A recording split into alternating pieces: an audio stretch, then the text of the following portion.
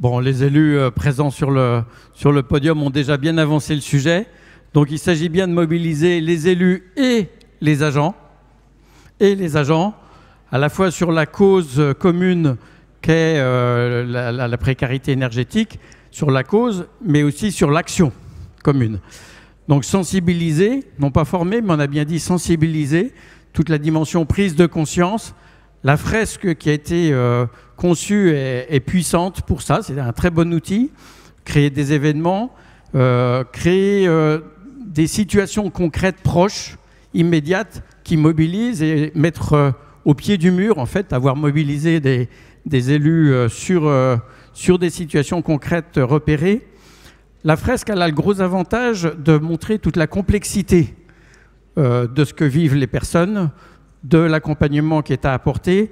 Et il faut accepter la complexité. Quelquefois, on veut simplifier outre mesure, mais quand on accepte la complexité, on accepte la coopération. Comme vous l'avez dit, et passer de la compétition à la coopération, c'est ce qui fera que ça pourra marcher. Et donc coopération au sein de l'écosystème territorial, mais coopération aussi intracommunale, intracollectivité entre élus et agents et interservices. C'est un bel enjeu de décloisonnement que de travailler à la lutte contre la précarité énergétique. Des visites d'expérience, des visites de situations très pratiques et de territoires qui ont avancé sur le sujet, aussi un effet mobilisateur sur pas mal de sujets novateurs pour montrer qu'à la fois c'est possible et que c'est impactant. Impactant pour le territoire au niveau social, humain, santé, au niveau écologique, environnemental, et puis, bien sûr, au niveau économique également pour le territoire. D'accord. Donc, sensibiliser, mobiliser et déclencher, passer à l'action. Et pour passer à l'action, il y a un vrai enjeu d'accepter la politique des petits pas et de mobiliser un premier groupe de personnes, de ménages qui, ensemble, collectivement, en dialogue avec les élus, avec les agents, mais eux, étant acteurs du système, vont pouvoir s'engager dans cette phase de 3 ans d'expérimentation, d'évaluation, de capitalisation méthodologique et de préparation du déploiement et du caractère irréversible de cette démarche pour les échéances d'après.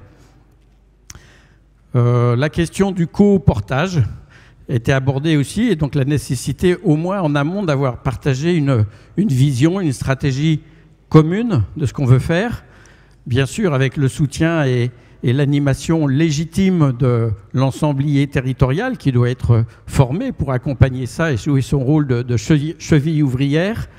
Et puis est venue la question du comité local, on en a parlé, comment ce comité local, comité technique, en tout cas la gouvernance territoriale, et c'est l'item 3 de l'engagement, comment ce comité, ce collectif multi-acteurs va pouvoir être efficient, constituer un vrai think tank local sur ce processus d'innovation et pour pouvoir mener l'expérimentation, la méthode, avoir un tableau de bord de suivi et puis finalement se constituer un fonds commun d'évidence sur le sujet.